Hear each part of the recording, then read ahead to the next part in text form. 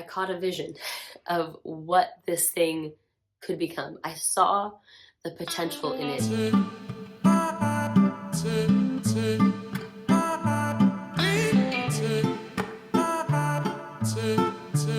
Hello and welcome back to Curating Simple, where I share on a variety of holistic health and lifestyle topics for you to learn from, relate to, and enjoy. Okay, there we go. My name is Alexis, and in this video, I'm going to be showing you some before and after photos of furniture flips that I have worked on in the last year. As the person who finds such a deep level of satisfaction in seeing the transformation of people, places, things, myself, relationships, I love projects that have a really great before and after. I love being in the middle of those projects, putting forth my effort, spending my time, and really utilizing my skills and being resourceful and trying to bring things up to their higher potential. My latest, maybe one of my greatest transformations that I've done is a project I just completed this week. It is a corner hutch for our dining room. I browsed OfferUp. I asked a couple people about the corner hutches or corner shelves that they were selling. None of those worked out. I kept looking, and there it was. Some fancy-ish white corner hutch. $100. I caught a vision of what this thing could become. I saw the potential in it to be what we needed in our space, and I felt confident that I was the person to be able to make that a reality. Shout out to you, husband. This man makes my dreams come true. And he does that by being the one I enlist for moral support and the muscles to go pick up the rundown furniture pieces that I want to make into masterpieces. Okay. This is a wood piece of furniture that needs some TLC, and I'm the one to give it the TLC. So bring it home to me and let me work on it, please. Like, I beg you, please. Yeah. Father, let her do it. It will be beautiful in the end. Here's some pictures to show you a bit of the process. Anytime you're doing sanding that you intend to stain or paint, you go through this in layers with a heavier grit sandpaper. Then you work your way to a finer grit sandpaper so it's nice and smooth in the end. So before I even painted, I put on the new trim piece on the top, and I covered that funky middle area with a matching trim piece, and it totally changed like the style and like the era of this corner hutch. I put on 2 coats of primer and some touch-ups in areas where it was still dark showing through. After the primer came the gold yellow paint, and if you like this color, it is Valspar paint from Lowe's. That's where I got it. And the color is Shetland, Shetland, Shetland. I was just really feeling called to use a yellow paint on a corner hutch in our dining room, so that's what I did. Once I was mostly done with the painting, I thought, you know what, that middle shelf, I feel like it would be a good way to break it up by painting the walls on there yellow instead of putting wallpaper. I went back and forth. I asked my sister what she thought. She was like, definitely paint it. And I was like, you know what? That's kind of the direction I'm leaning, and I'm going to do that while I have all the paint stuff out. And then later on, if I felt like, I want to put wallpaper on there, then at least it's finished for now. And if I really wanted to put wallpaper on it later, I could do that. I did like 4 coats of paint on this thing. 10 coats of paint, dries faster, and it just looks so much better in the end. I made sure to get inset hinges because that's what fits the style of door, the shape of the door, better than the kind of hinge that was on it before. And I fastened the doors onto the hutch. There was a moment when I thought, one of these doors is like not doing what I want it to do. This might be a problem, but getting the magnets positioned properly on the inside of the doors and on the inside of the shelves to keep the doors shut made it turn out just right.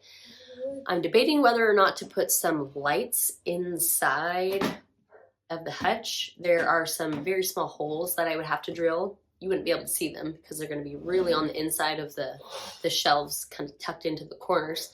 But I think that just might add a nice like ambient feel.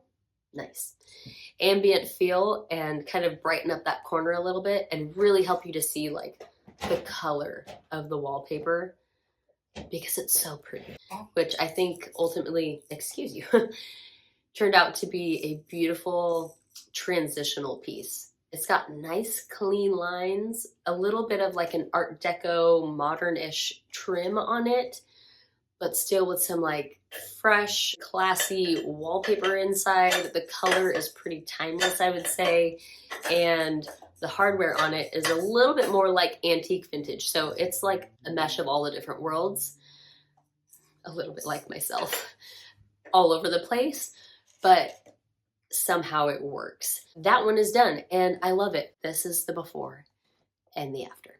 Let me know what you think in the comments. These next two furniture flips were done roughly around the same time. One of them was a dresser. Beautiful dresser. Found it, I think, on Facebook Marketplace. I don't remember what I paid for it. Maybe in the neighborhood of like 70 bucks, maybe like 60. It really wasn't that much. So again, told my husband, oh, hey honey, there's a dresser that I'm gonna be picking up for the girls' bedroom. We need your truck. Okay, so he helped me bring it home and he's like, what on earth is she gonna do with this thing? This dresser was made with a veneer, a wood veneer on it, kind of an elegant like shape and just presence in the room. And I really wanted to just maintain that essence and that vibe that it would bring. I didn't want to do anything funky, no funky colors. Had the veneer been in better condition and I could have done like maybe some, like small patches on it, I would have stained it probably the same color as the original, but because it needed kind of significant amount of like patchwork on it and hole filling and just repair of the veneer, I decided the best route to go is going to be with some paint. So again, back to Lowe's I go, checking out some paint swatches. I wanted something rich and deep and natural tone. So I went with Black Raisin. I believe this is Valspar again.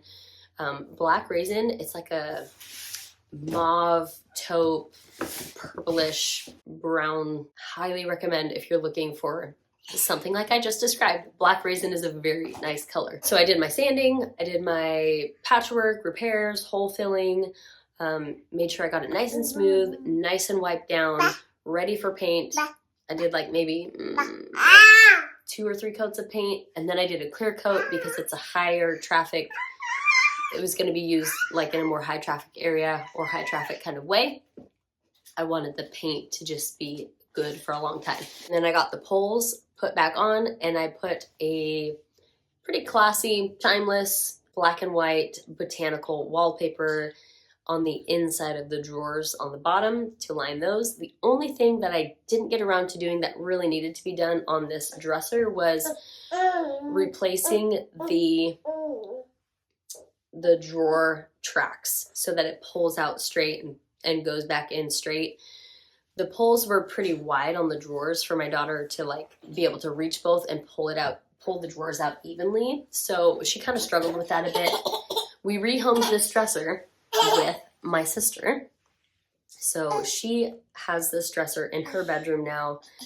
The next one, which was around the time I did the dresser, is my daughter's green bed frame.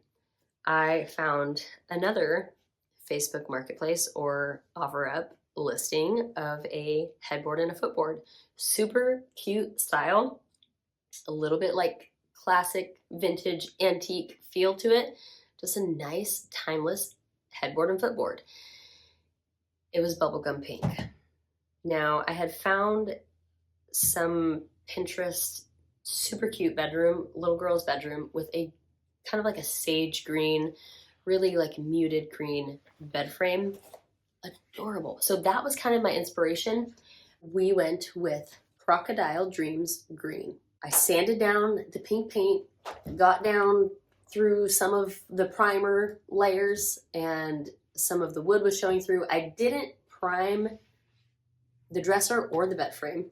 The bed frame, headboard, footboard could have used a primer, but I'm really glad that I didn't put primer on it and then finish that with a clear top coat. But it's one of my favorite things about how the bed frame turned out is that you can see some of the pink paint and the primer underneath and some of the dark wood. You can see the layers underneath it. You can see in some areas like the history of this headboard and footboard. So it adds a lot of charm and character, I think. I had to make from new materials the sideboards with new brackets to attach to the headboard and the footboard, and new bed slats, which I need to replace. The ones that I bought secondhand weren't the right size for this bed frame, so they always fell off and we were like falling through the bed frame. But once proper slats are put on the bed frame, it will be a perfect use. Right now we're not using this bed frame, but we are using my daughter's house bed frame that I custom built from scratch for new materials for her. And if you are interested in building your child a house bed frame, that's so fun and cute and charming, go to my Linktree. I have a PDF that you can print out that has all the information and details and instructions you should need to build one like that for yourself. There's, I'm sure, going to be lots of other before and after kind of projects that I work on in my lifetime, so I'm sure I will share some of those with you here. Drop your comments below. If you enjoyed watching this video, I'm very glad, and I would super appreciate if you liked this video. And if you want to stay in the loop and you want to see more videos like this and more, definitely subscribe. I would love for you to check back in soon and often and interact with me here. I just love it. With all that said, you will see me in the next video. Take care.